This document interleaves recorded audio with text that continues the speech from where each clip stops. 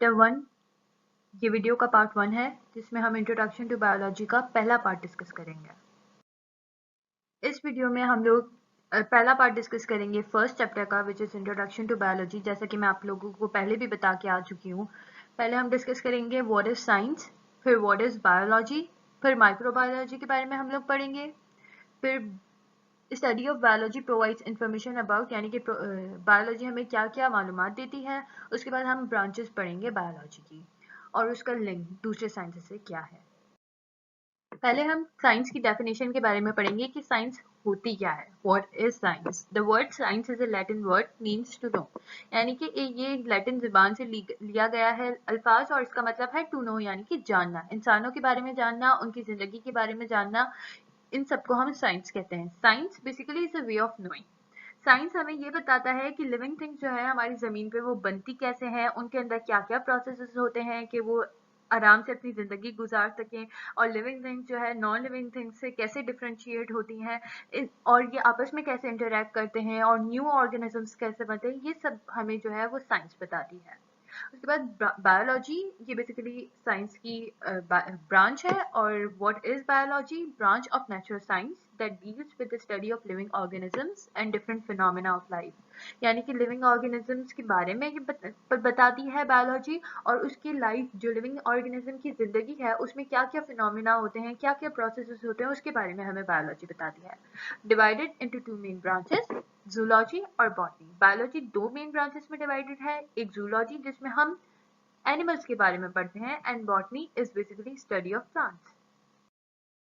What is microbiology? पहले मैं आप लोगों को माइक्रोबायोलॉजी की हिस्ट्री के बारे में बता देती हूँ। पहले क्या होता था, जितने भी ऑर्गेनिजम्स थे वो प्लांट्स और एनिमल्स में सिर्फ और सिर्फ डिवाइडेड थे, लेकिन जैसे जैसे तरक्की होती गई तो साइंटिस्ट ने गौर किया कि कुछ ऐसे ऑर्गेनिजम्स हैं जो कि बहुत छोटे हैं, जो कि हम अपनी नेकेड आई से नहीं देख सकते, उनको देखने के लिए हमें माइक्रोस्कोप की जरूरत पड़ रही थी।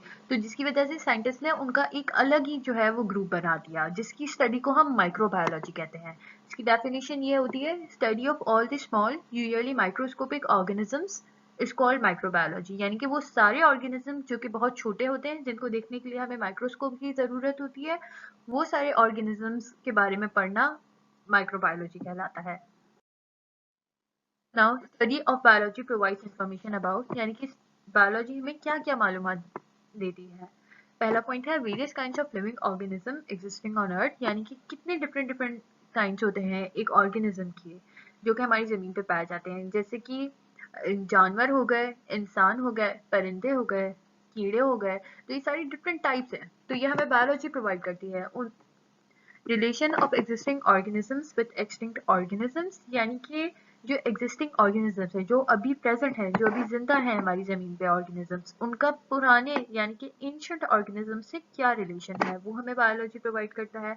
Identification and grouping of living organisms on the basis of similarities and dissimilarities, यानी कि ऑर्गेनिजम्स में क्या क्या सेम चीजें हैं और क्या क्या उनमें डिफरेंट चीजें हैं, उनके हिसाब से उनकी डिवीजन करना। जैसे परिंदे सारे के सारे तकरीबन उड़ते ही हैं, तो ये इनमें सिमिलैरिटीज हो गई। परिंदे जानवरों से मुख्तलिफ होते हैं, तो ये डिससिमिलैरिटीज हो गई, यानी कि परिंदे और जानवरों का डिफरेंट ग्रुप हो गया। इंसानों का इस तरह से डिफरेंट ग्रुप होता है, कीड़ों का डिफरेंट ग्रुप होता है।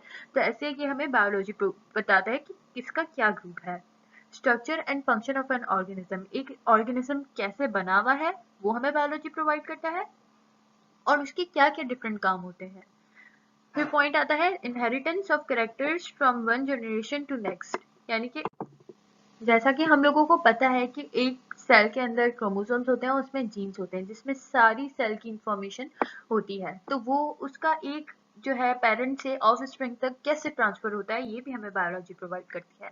Relationship of organisms to their environment, यानी कि एक ऑर्गेनिज्म का उसकी जो सराउंडिंग्स है उससे क्या रिलेशन है, वो कैसे उससे ताल्लुक रखता है, वो हमें बायोलॉजी प्रोवाइड करता है। Harmful and beneficial effects produced by different living organisms etcetera, यानी कि एक ऑर्गेनिज्म दूसरे ऑर्गेनिज्म को क्या क्या फायदे पहुंचाता है और क्या क्या नुकसान पहुंचाता है, उसके बारे में भी बायोलॉजी हमें बताती है।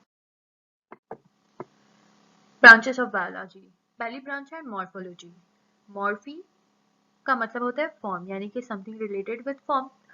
तो इसकी डेफिनेशन पढ़ते हैं। Study of external structural characteristics of plants and animals, यानी कि प्लांट और एनिमल कैसे बैरूनी तौर पर बने हुए हैं, उनका क्या स्ट्रक्चर है। जैसे प्लांट्स का की लीव्स होते हैं, फ्लावर होता है, तो ये मॉर्फोलॉजी में हम पढ़ते हैं कि वो कैसे फ्लावर बना होता है, उसका क्या शेप होता है। एनिमल्स का क्या शेप होता है वो हम मॉर्फोलॉजी में पढ़ते हैं। फिर आ जाती है second branch, anatomy. Ana means up, tom means to cut. Study of internal structures और ऑर्गन्स ऑफ एन ऑर्गेनिज्म, यानी कि एक ऑर्गेनिज्म को हम लोग जब कट करते हैं तो उसमें हमें पता है कि ऑर्गेनिज्म के अंदर ऑर्गन्स होते हैं, पूरा ऑर्गन सिस्टम बना होता है। तो एक एक ऑर्गेनिज्म को कट करके उसकी डिटेलिंग में पढ़ना, उसको हम एनाटॉमी कहते हैं। हिस्टोलॉजी, हिस्टोस मीन्स वेब और टिश्यू, मतलब समथिंग रिलेटेड विद टिश्यू। तो study of tissues of plants and animals under a microscope, यानी कि एक टिश्यू के बारे में पढ़ना। प्लांट्स और एनिमल्स के जो टिश्यूज होते हैं, जो कि सेल्स का गुच्छा बनता है, हमें सबको पता है वो मिलके टिश्यू बनाते हैं, तो उसकी स्टडी करना अंडर अ माइक्रोस्कोप, उसको हम हिस्टोलॉजी कहते हैं। फिर आ जाती है साइटोलॉजी और सेल बायोलॉजी। काइटोस मीन्स, जैसे साइटो से लिया हुआ है काइटोस, तो हॉलो वेसल या सेल को हम काइटोस कहते हैं। Study of structure, function and composition of cell and cell organelles, यानी कि एक सेल कैसे बनता है, उसके क्या क्या काम होते हैं, वो उसका स्ट्रक्चर क्या होता है, स्फेरिकल होता है कि नहीं होता, और एक सेल के अंदर कौन से ऑर्गेनल्स होते हैं। जैसे कि हमें पता है माइटोकॉन्ड्रिया होता है, सेल वॉल होती है उसके अंदर, उसके अलावा राइबोसोम्स होते हैं, एंडोप्लाज्मिक रेटिकुलम्स होते हैं। इस तरह से डिफरेंट डिफरेंट ऑर्गेनल्स क्या क्या होते हैं, इन सब की स्टडी करने को हम साइटोलॉजी कहते हैं। फिर आ जाती है physiology. Fuses means nature, study of functions of different parts of living organisms.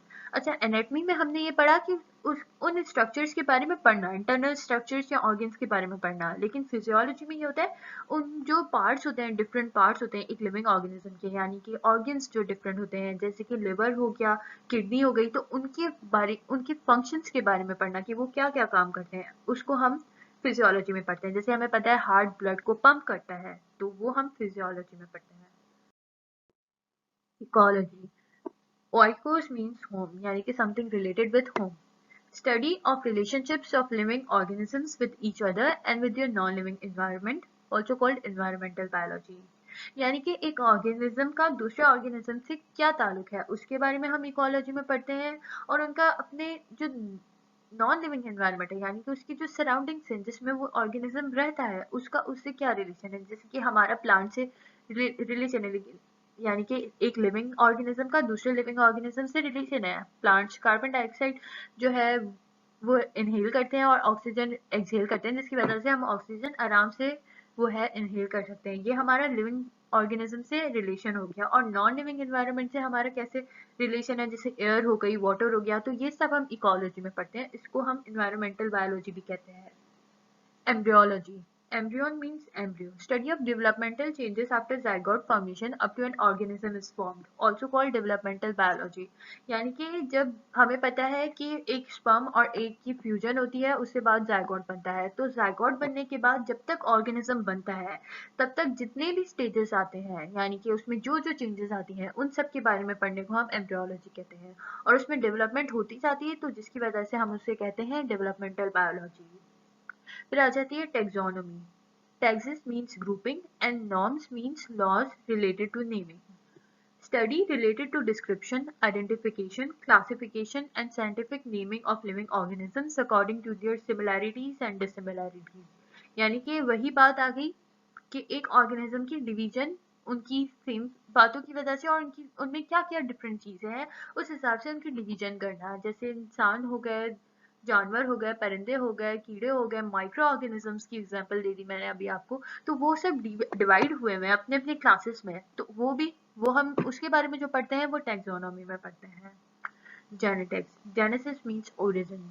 Study of genes, genetic variation and heredity in organism, यानी कि वही बात आ गई कि क्रोमोसोम के अंदर जीन होता है, उसके बारे में पढ़ना, उसमें कैसे कैसे चेंजेस आते हैं, उससे ऑर्गेनिज्म में कैसे चेंजेस आते हैं, वो उन सब के बारे में पढ़ने को हम जेनेटिक्स कहते हैं।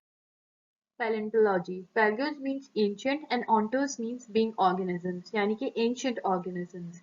Study of fossils is known as palaeontology, यानी कि फॉसिल्स के बारे में पढ़ना, एंशिएंट ऑर्गेनिजम्स के डेड ऑर्गेनिक मैटर के बारे में पढ़ने को हम जो है वो पैलेंटोलॉजी कहते हैं।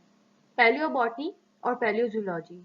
ये जो है पैलेंटोलॉजी की दो मेन ब्रांचेस हैं। पैलियोबॉटनी में we will study about the plant fossils and palaeozoology में we will study about the animal fossils.